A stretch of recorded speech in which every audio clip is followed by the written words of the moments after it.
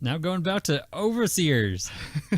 Did we announce Overseers yet? Oh, here we go. All right, so the first game on our list here is Overseers. It's designed by Guan, Chih, Huang. The artist is characters.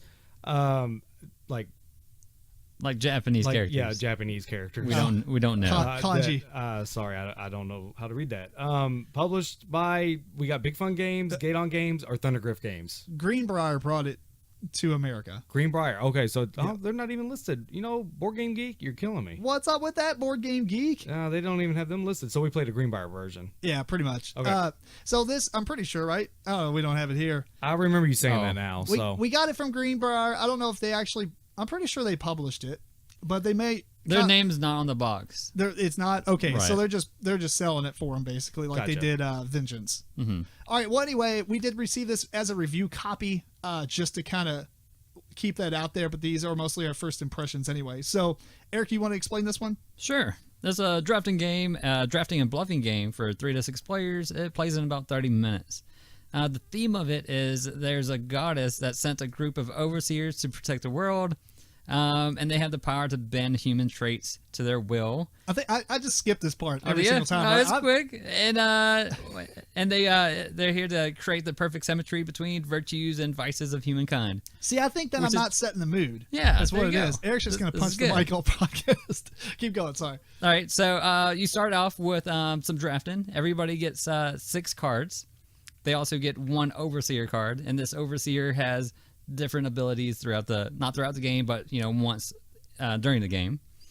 The trait cards, there's like anger, it gives you 6 points. Benevolence gives you 4 points. Lust gives you 3. There's courage that you will get either 2, 10, or 18 points depending if you get that many cards.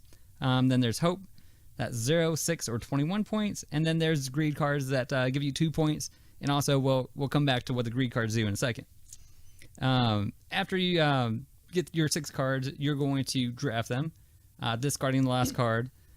Then you do a placement. You place your cards. You're placing 3 face up and then 2 face down, and then you are going to vote together after looking at the cards. This is where you want to kind of bluff and feint that you don't have the best the best amount of points and lie. Yes. So after everybody votes, whoever has the most votes goes to judgment. They either are admitting that they have the most points. In this case, they remove 2 cards of their choice. If not, they go to the next phase, which is called Showdown. Everybody reveals their cards.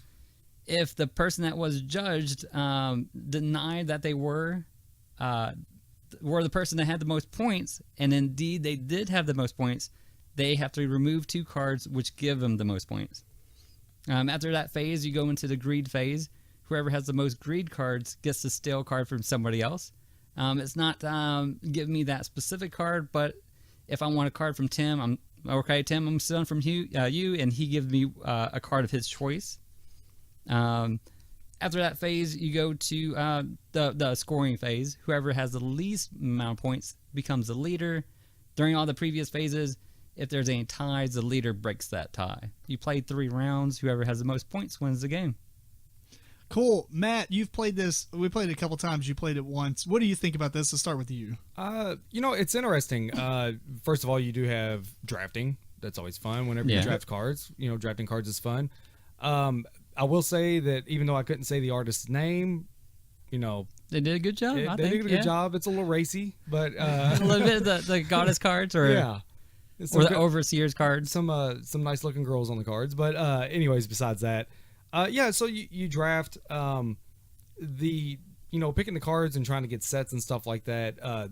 It's got all the you trying to lie and we will say that we played it with 3 players. I'd like to try this with more players. Because we would see our hand again. Mm-hmm. So it was almost like you could kind of deduce a little bit on what was taken. I wrote that down too, almost like it's too easy to deduce who has the highest points in a 3-player game. I mean, I guess you can add more lying into it, but there's only so much you can do about that. Right.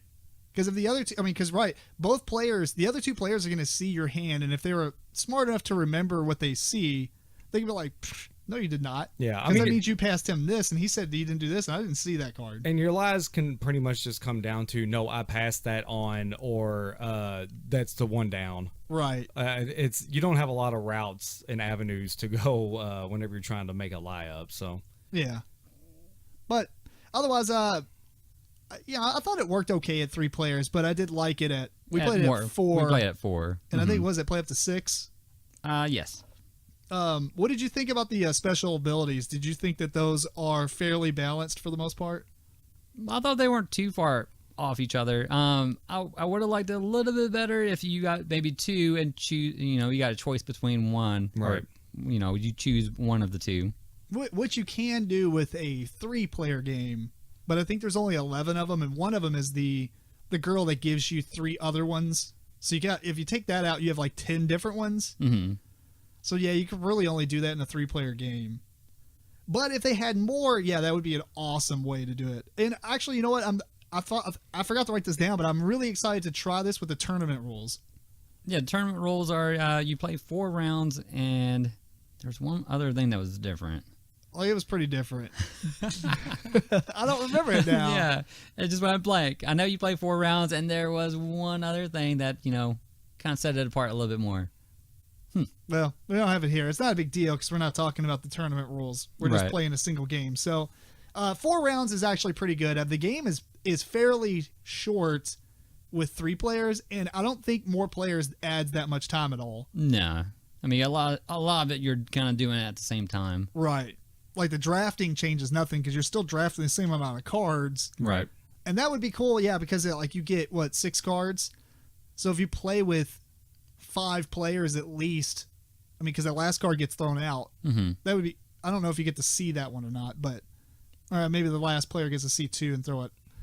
Either way, though, I mean, you're not going to see the same hand, which is the important part because, and what we were talking about, that makes it to where you can't deduce things easily and you have to really go on what people are saying. Yeah. And then you're like, I mean, you're gonna have to remember some of it and Yeah. you know, to enable to do some of this bluffing. Or, you know, you can even say, I passed him a green card. Did you see a green card? Right. All right. No, he got that green card. yeah, you're looking at the people before that player. Tell me what you passed him. Right. Which I guess you're doing in 3 players, but you could just, you know what you passed, and the other person's the only person you have to ask. So, but anyway, yeah, I wish there was more. I wish there was more special cards, and I do wish that the scoring, although I think it works fine the way it's designed, it could have been a little bit cooler on the scoring too. Like, Yeah. 3 of the cards are just, or 4 of the cards are just a solid Straight point value, right. and there's 2 set collections. So a little bit more variety there. Definitely would have spiced it up a little bit more. I would also say that it had great components. You had wooden disc, linen finish cards, and then your overseers were spot glossed. Oh yeah, that was actually really cool. You don't see that a lot on cards, except for maybe the Final Fantasy trading card game and Force of Will. Yeah. That's the only ones I can name off the top of my head. But, anyway, the green. Let's talk about that green set. Or you dropped from what 21 points. 6. It was and then it goes 6-0. Yeah. So here's the problem. The only problem I see with the game. It was appropriately named Hope. Fair. Okay, it's a gamble. I get it. Right. Yeah, it is a gamble. And it might play out differently in a 5 and 6 player game because you're never going to see your hand again, so you can lie a lot harder. But in a lower player count game, it literally happened both times that we've played it, where one person is going to have 3 green cards, and it doesn't matter the other 2 cards, right? Right. 3 green cards or whatever. You'll get called out as having the most points, and then you know you have the most points. And then you have to basically kill off 2 cards. Well, you're not going to set yourself back to 15 or 15 points down to 6. You're going to probably get rid of the other 2 cards. Then at that point, once stuff gets revealed, somebody's going to have agreed and they're going to target you and take your 15 points. Yeah. Well, they don't take that 15 points, but they cost you 15 points. Right. But I mean, it's tremendous because most of the time you're getting about 20 points in a round, and so you're only playing 3 rounds. It's huge. Right. The one fix I thought for this was maybe in a higher player count game as well. Maybe you shouldn't be able to take a greed, like the person with greed can't steal from the player who was called out that round. That might fix it, right? Because you can't double up bad stuff against one person then. Mm-hmm. I mean, I guess they could not be the highest scoring person, but that also incentivizes people calling out the right person as well. But I almost thought that I could play the game without being called out, just pick lower point cost and never be the highest person, and I think it's an easier path to victory.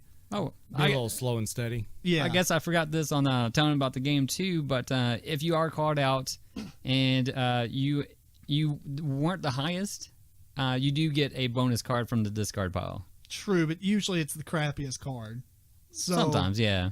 But maybe the game changes, like the meta game changes as you play the game, and people know that. Mm-hmm. So maybe they stop drafting something heavy like a. Which like you a, did that once. You kind of showed out a lot of high cards because you didn't mind, being picked as the one that had the most points. Right, because I actually was already in the lead, so at that point in the game, because it was the last round, so it's like I chose not to grab high point cost cards. All I went for was greed and purple cards, which is like 2 and 3 points. Mm-hmm. I don't say that actually won me the game because I think I just got really lucky on the first and second round anyway. But that round I just played it safe. That way I didn't get completely hammered. Yeah. But anyway, yeah. Overall, though, I thought it was a pretty fun game. Yeah, I liked it. You definitely will need to play that bluffing part to really get the most out of the game. If you don't, kind of bluff and try to put off, that you have what you have, and maybe peg it on somebody else. I think that adds a lot to the game.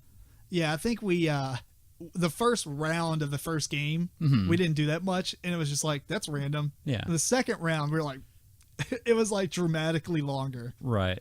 I mean, and maybe a minute or two, but still better than 10 seconds. And it made a difference, right? Oh, it made a huge difference. Yeah. Anyway, final thoughts, Matt. What do you think? It was a good time. I liked it. Cool. I liked it, so I'll be keeping it. Yeah, I'm looking forward to playing it again. And we're probably going to try it with tournament rules, although we probably won't come back and talk about it. Mm-hmm. We might mention it in the beginning of the episode or something. Sure. But anyway, that is Overseers.